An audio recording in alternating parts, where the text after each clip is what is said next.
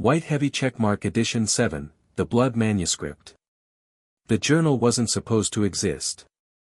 Bound in oxblood leather and written in ciphered Venetian Latin, the Blood Manuscript is uncovered within a ruined cathedral in Bruges.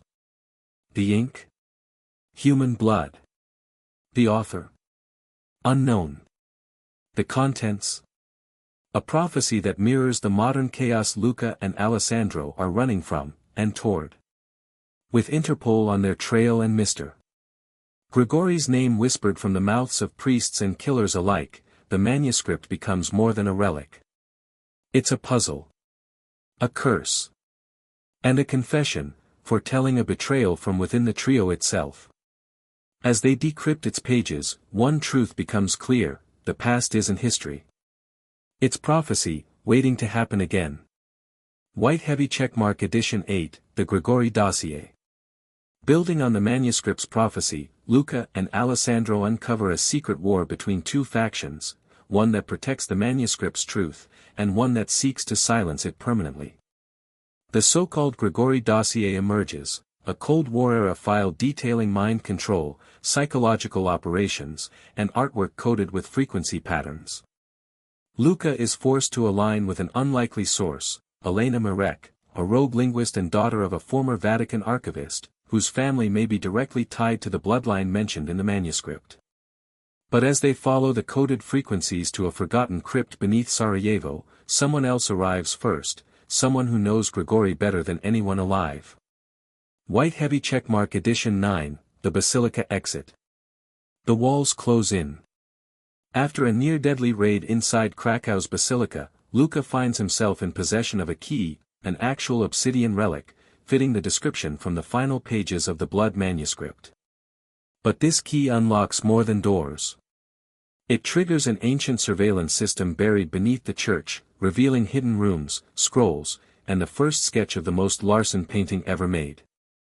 Alessandro disappears again, either captured or worse.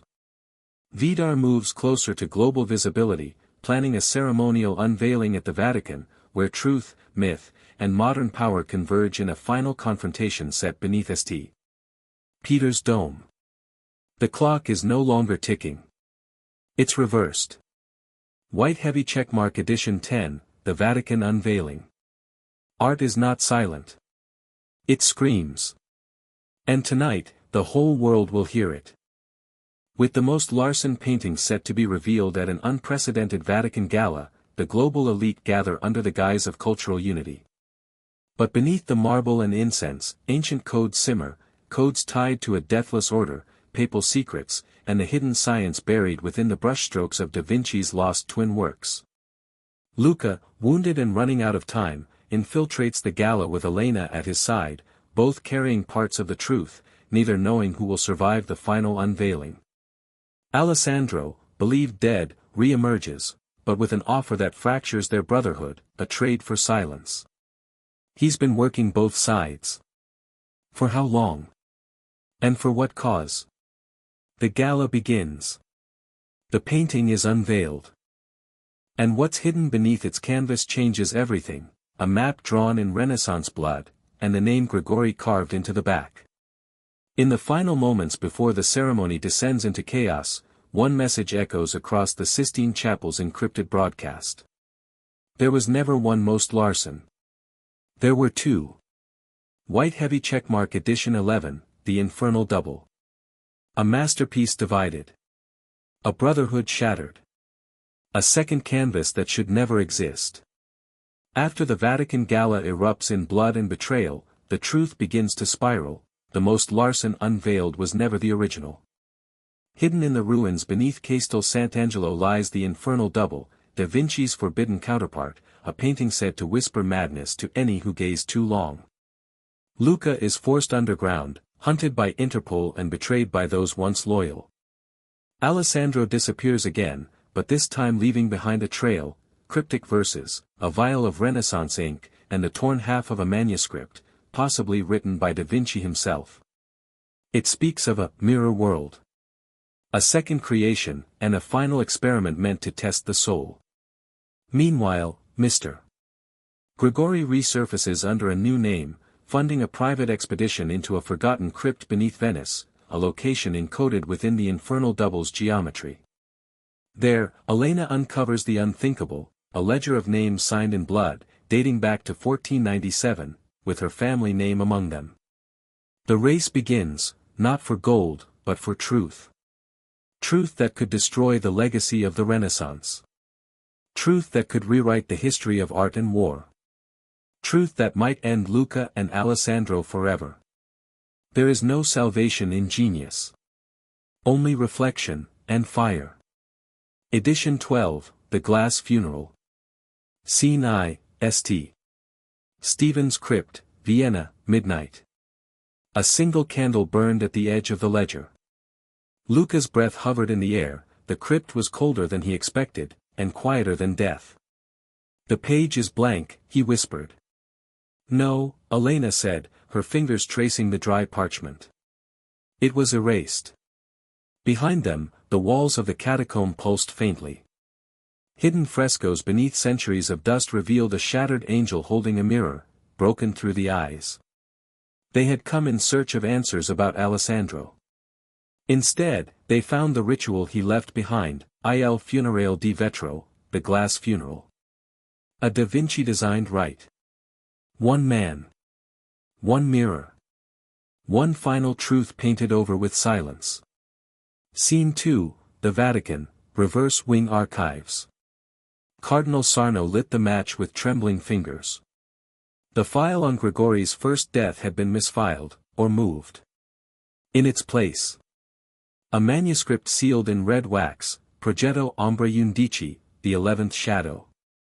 Inside were diagrams. A church floor plan matching Prague's lost chapel. And a single phrase scribbled repeatedly in Latin. E speculum mentiter ad finem temporis. And the mirror lies until the end of time. Scene 3, Prague, Il Vetro Morto. The hidden chapel under Prague Castle was not silent. It wept. Stained glass windows refracted candlelight into 1,000 bleeding eyes. At the altar, Alessandro waited, his back to them, a thin blade resting beside a palette of gold and wine-colored oils. You followed me, he said, without turning. Because you made us part of this, Elena replied. You knew we'd come. Luca stepped forward, slowly. Is this where you bury your truth? No, Alessandro whispered. This is where I paint the one that replaces it. He turned, and the left side of his face had no reflection in the mirror behind the altar. Scene 4, the ritual. The glass funeral required 3. Luca, the rememberer, to carry the fragments forward. Elena, the witness, to record the event without altering it. Alessandro, the sacrifice, to erase himself, painting a life that never existed. The moment the first stroke of paint touched the canvas, the stained glass cracked, a sound like 1,000 tiny screams. And then, silence. Alessandro was gone.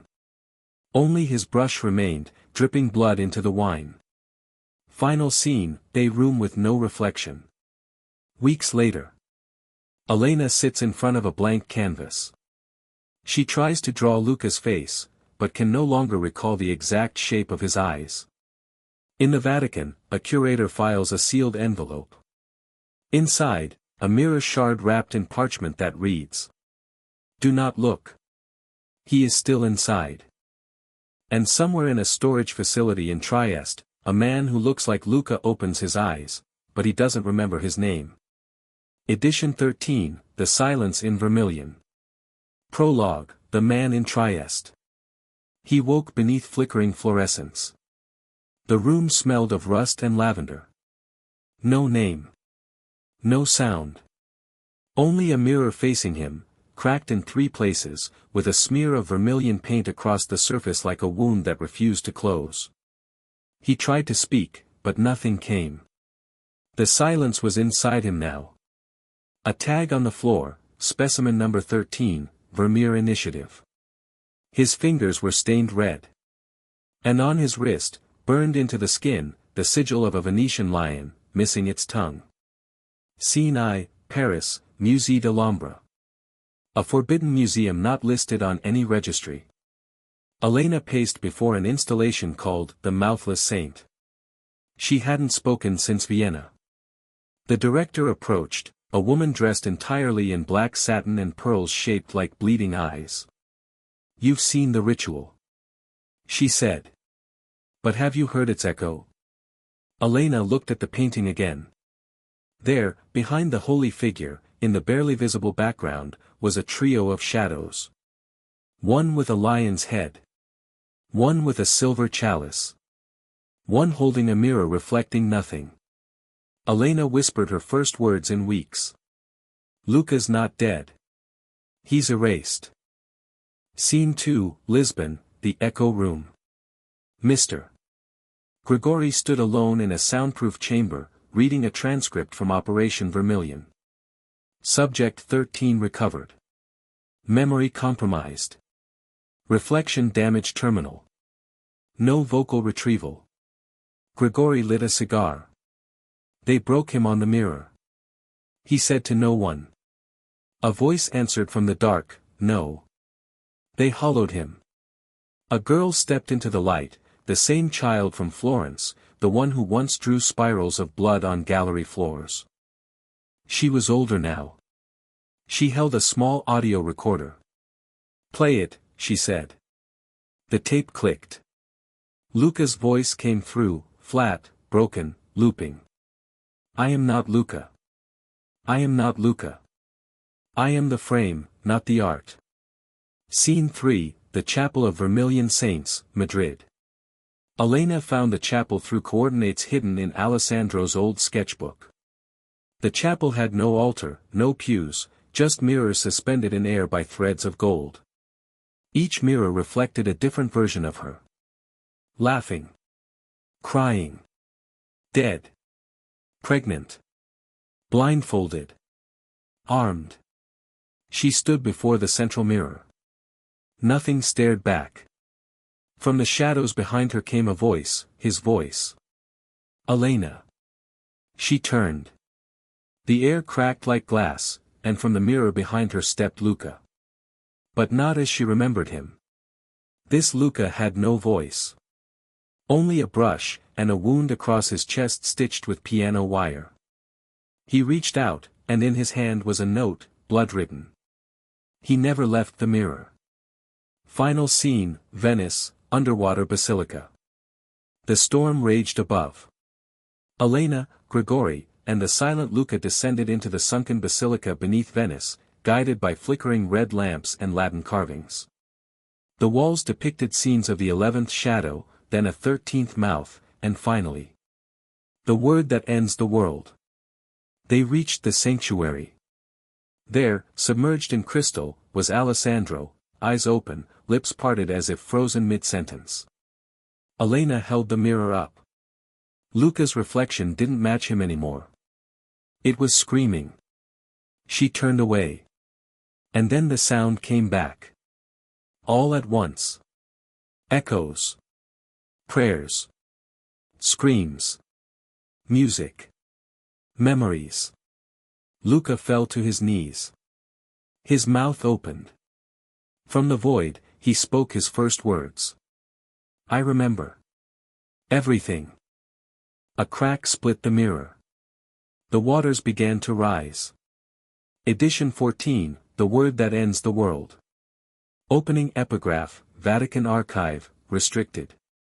In the beginning was the Word. And when it is spoken again, all things shall cease. Codex Spiralis, Fragment 9. Scene I, Rome, beneath the Sistine Archive. Elena cradled Luca's trembling body as his first words in months echoed off the marble. "I remember everything, but it wasn't me in the mirror." Father Bellari, excommunicated Jesuit turned archivist, led them deeper into the catacombs. He carried a single manuscript bound in flayed lambskin, the Codex Spiralis. It speaks of 13 utterances. Bellari said. 12 that shape reality, and the last, which unshapes it. Grigori listened. Then loaded his pistol. "Who speaks the 13th? He asked. Bellari's smile faded. Whoever survives the mirror trial. Scene 2, Zurich, the hollow auction. The world's most secret auction. Not for paintings, but for words.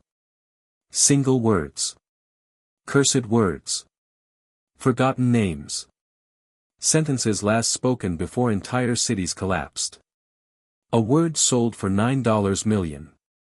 Another burned a bidder alive on pronunciation. Item number 13, the word that ends the world. Elena was there, posing as an antiquities collector. Grigori lurked in the catwalks. Luca sat in silence, his reflection now detached, moving with a mind of its own in any reflective surface. As the bidding began, the auctioneer opened the box. It was empty. Then a voice boomed. The word has already been spoken. It walks now, wearing flesh. And suddenly, mirrors across the room shattered inward. Final scene, Florence, the stolen fresco. A hidden fresco beneath Santa Croce had been painted over in 1613. It depicted a man screaming at the sky, as angels tore scripture from his mouth. Luca collapsed before it, blood streaming from his ears. Elena. I know who took my voice now. He said. It was never mine to begin with. What do you mean? I was, born from silence. I was painted. Edition 15, 13 Reflections of Luca. Scene I, the Chapel of Memory.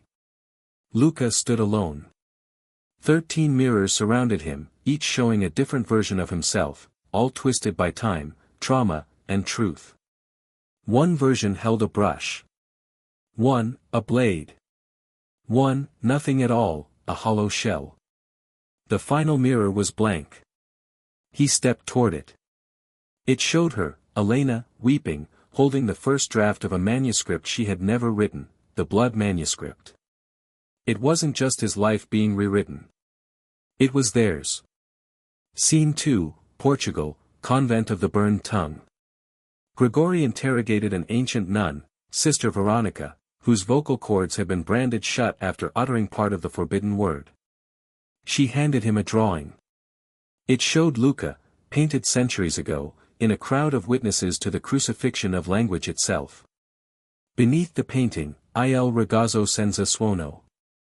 The boy without sound. How is that possible? He muttered. Sister Veronica pointed to the sky and wrote one word in ash. Rewritten. Scene 3, the Shadow Court, unlisted location. Elena, brought before the 12 figures of the clandestine Vermeer tribunal, stood trial for transgressing the line of reflection. We painted you into this world, girl. One of them said. And we can paint you out. Then Luca appeared. Not through the door, but through the frame. With his blood, he redrew the 13th line on the tribunal floor. All 12 screamed. Because suddenly, they had no reflections. Edition 16, the Silence Doctrine. Scene I, the Manuscript City. Hidden beneath Krakow, a city carved from ash and vellum, every wall made of burned books and erased names. Here, the doctrine was kept, the original silence, written not in ink, but absence. Luca touched the doctrine. His fingers began to vanish. Elena. He whispered, if I finish this sentence, I won't exist anymore. She looked into his fading eyes.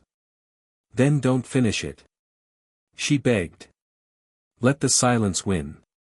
But the shadows were already circling. The tribunal was hunting. One of them now wore Alessandro's face. Scene 2, the last frame. Grigori stood before a mirror for the last time.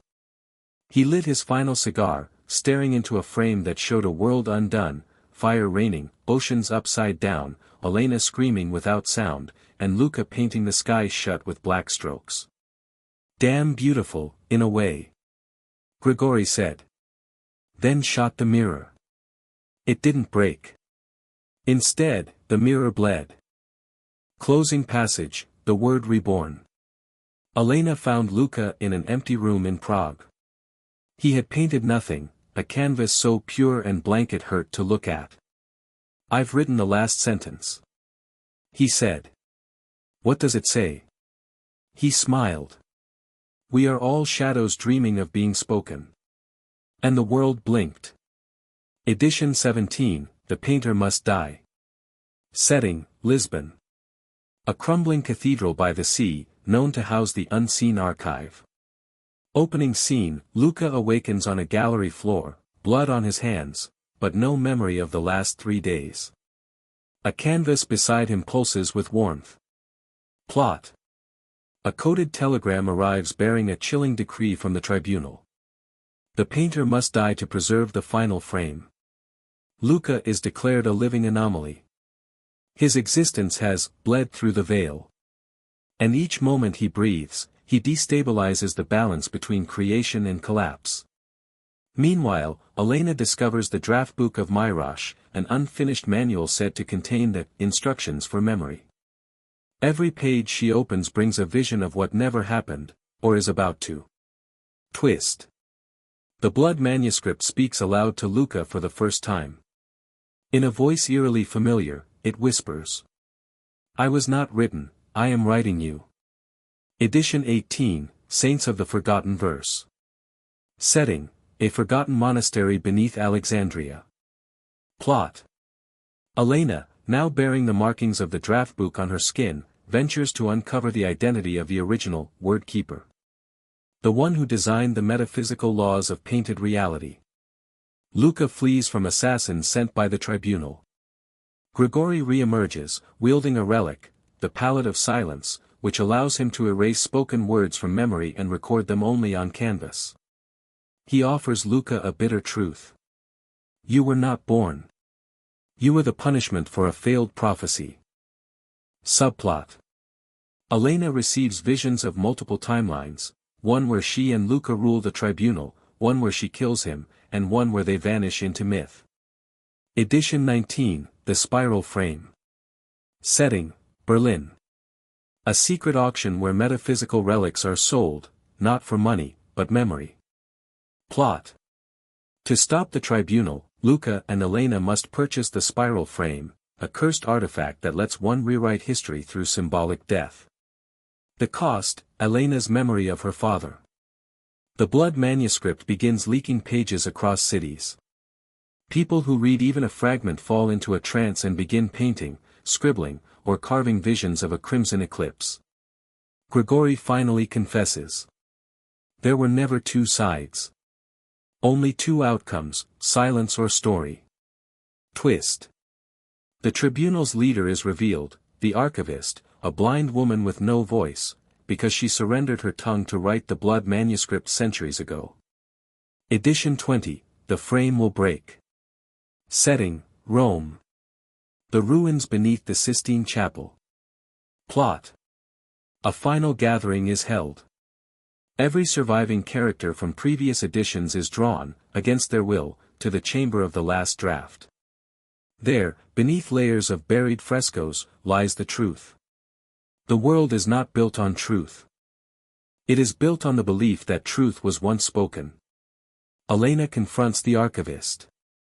Luca confronts himself, literally, as his own painted double emerges from the spiral frame and begins rewriting him. The tribunal offers a final deal. Erase the manuscript. Erase her. And be free. Final moments.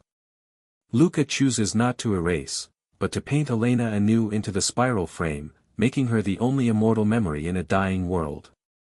The Blood Manuscript closes, bleeding ink.